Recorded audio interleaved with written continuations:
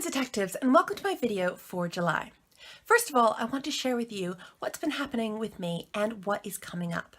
As you all know, my short story, The Case of the Missing Treasure, is out now exclusively from Waterstones, and it will be available from other places in the months to come, so don't worry about that. Next, on the 4th of October this year, the 7th murder mystery in my Murder Most and Ladylike Mysteries series, Death in the Spotlight, will be released in the UK and Ireland. This story is set in a theatre in London. It stars Daisy and Hazel as well as their friends George and Alexander, the junior Pinkertons. I am so proud of it, and I have been spending this week working on the very final draft of it, so I know that it is almost all ready and about to go to print, which is really exciting. But that, of course, is not all for Daisy and Hazel, because in 2019 I have just been able to announce their 8th murder mystery is going to be published. I haven't written it yet, I'm just still thinking about it at the moment, but I know it's going to be set at Deep Dean, and it will star Daisy and Hazel as well as Kitty, Beanie and Lavinia, and some other old characters who you really love. So that's what's been going on with me, and I am just about to go on my holidays. I've had a really wonderful start to the year, but now I need to take a little break before I come back in the autumn with a tour for Death in the Spotlight. But before I go on my holidays, I want to share with you 5 books that I've read recently that I've particularly loved, and I think you'll really enjoy too. I hope they help inspire your summer reading, and I hope you really enjoy them. The first book I've chosen this month is perfect for you if you loved Cream Buns and Crime and you enjoy cracking codes. It is Hoax Island. Hoax Island is a very different, very unusual kind of book. It's not something you can read cover to cover. It's not a story in the traditional sense. It is a book of puzzles, and you move through it hopping around the pages, trying to solve puzzles on each page as you go. And as you move through the story, you find out things about it and you uncover the truth of the case. Your host is Rita Tamandua, who is one of the creatures who lives on Hoax Island, an old theme park that is about to be taken over and destroyed by evil developers, and only you can stop that happening and save the day. It is a very interactive book. You are given a magnifying glass to use to solve the puzzles on each page. Sometimes you have to look at things that are on the pages, sometimes you have to go through mazes, sometimes you have to use Morse code to solve problems. I had a lot of fun cracking the case and working out what really happened, and I know you will too. I think this is a really good one to take on your summer holidays with you.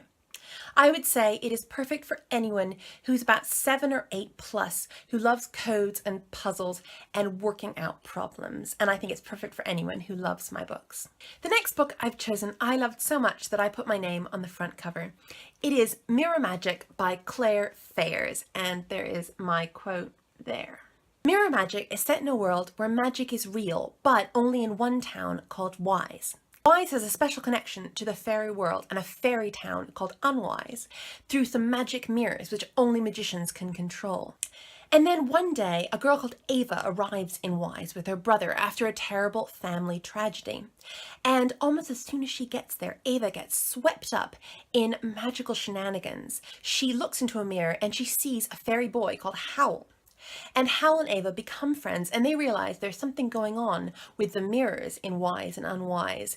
Something really dangerous is happening with magic, and they are the only people who can stop it. I really enjoyed this book. It's magical, it's fun, it's adventurous, it's got lots of friendship and danger in it, and it also has a lot of baking and food. It has all my favourite ingredients in it, and I think Claire is a really fabulous writer. You might have read her earlier book, The Accidental Pirates, and if you have, you'll know what a good writer she is. I think her books just keep on getting better. I think this is her best one yet, and I'm a big fan of hers.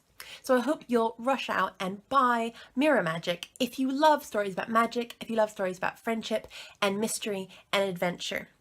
This book, I would say, is for anyone 8 plus. The next book I've chosen is one that you'll have seen everywhere this month, and it is The Stormkeeper's Island by Catherine Doyle. This is another magical, wonderful adventure.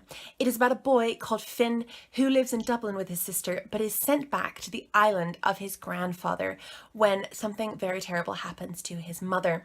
But as soon as Finn arrives in Aaronmore, he realizes that something is going a bit wrong with the island. Something's a bit strange. The weather is very odd, and his grandfather is behaving very oddly, and it all seems connected to the candles that his grandfather has in his house. Soon, Finn finds himself swept up into danger and intrigue because people are fighting for control of Erinmore Island, and it turns out that Finn may have the magic that's needed to save the day and to become the Stormkeeper of Erinmore Island.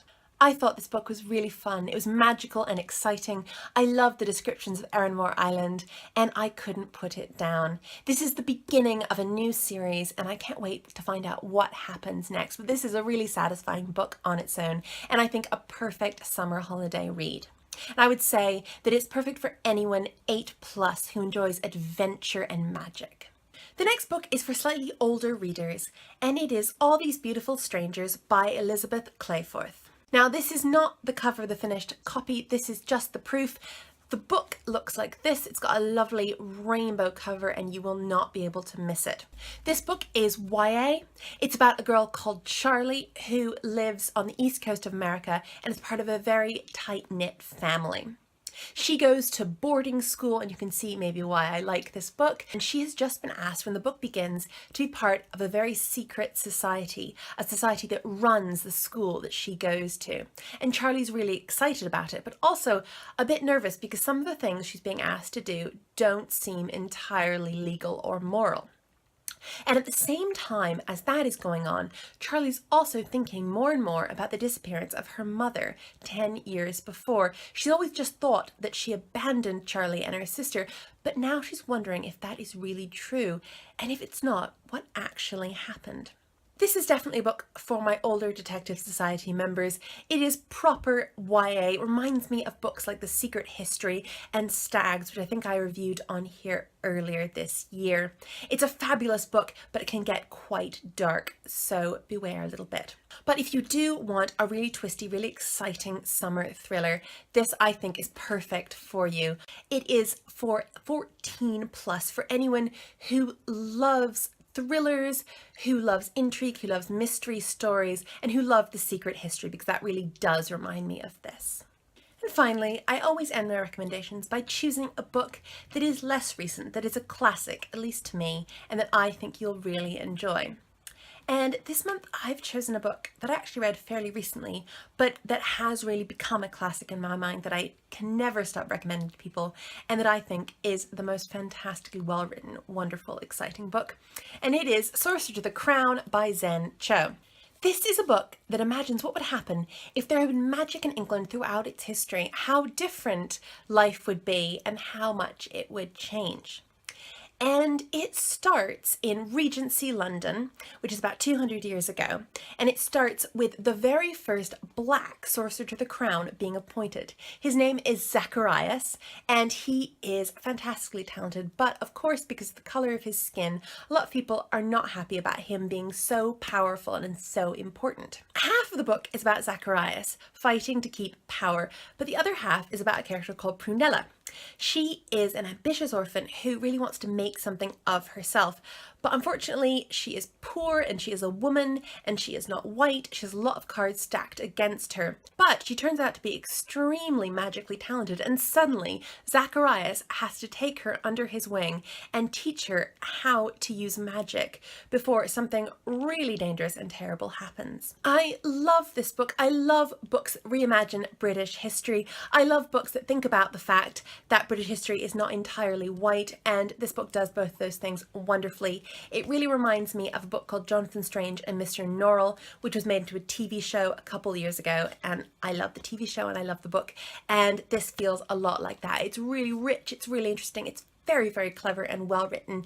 Zen Cho is an incredibly talented author, and I can't wait to read what she writes next. I'm waiting hopefully for the next book in this series, but I really think that this summer is the perfect time to get into this book. I would say again, this is for slightly older readers, probably 14+, anyone who loved Jonathan Strange and Mr. Norrell, who enjoys books about magic and British history. I think you'll really like this. So that's all for July. I'll be back in August when I'll be showing you my holiday reading, what I've taken with me on my travels.